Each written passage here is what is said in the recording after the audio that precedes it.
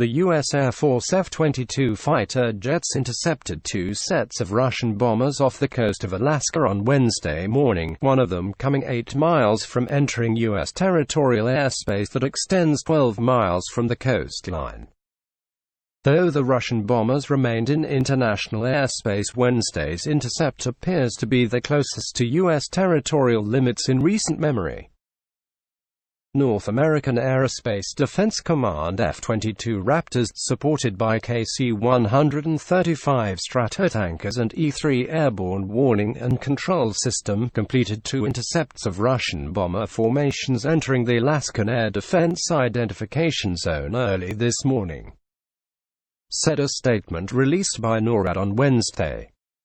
The first formation consisted of 2 Tu-95 bombers, accompanied by 2 Su-35 fighter jets and an A-50 airborne early warning and control aircraft, which came within 20 nautical miles of Alaskan shores, it said.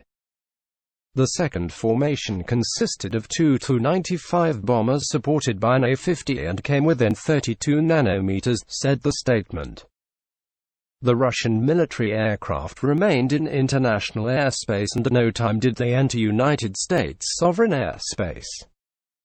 The Alaskan ADIZ is an airspace that stretches 200 miles from the coastline and is monitored in the interest of national security.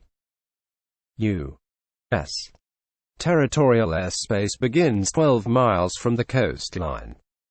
Russian bombers have already conducted several missions close to Alaska in March and April this year, but NORAD's intercept of Russian bombers 8 miles from that 12-mile limit appears to be the closest one to the U.S. airspace in recent memory. It is rare for NORAD to provide the distances that Russian planes come to U.S. territory in its press releases, highlighting how these intercepts were noteworthy for how they occurred so close to U.S. airspace. The first group was 8 miles from entering U.S. airspace, the second group was 20 miles from entering U.S. airspace. Russia's defense ministry posted a video of the intercept on its Facebook page that showed the U.S. Air Force F-22s flying alongside. The flight lasted about 11 hours. At some sections of the route, the Russian aircraft were escorted by U.S. Air Force F-22 fighters, the ministry said in a statement that also specified which bases the bombers had flown from in eastern Russia.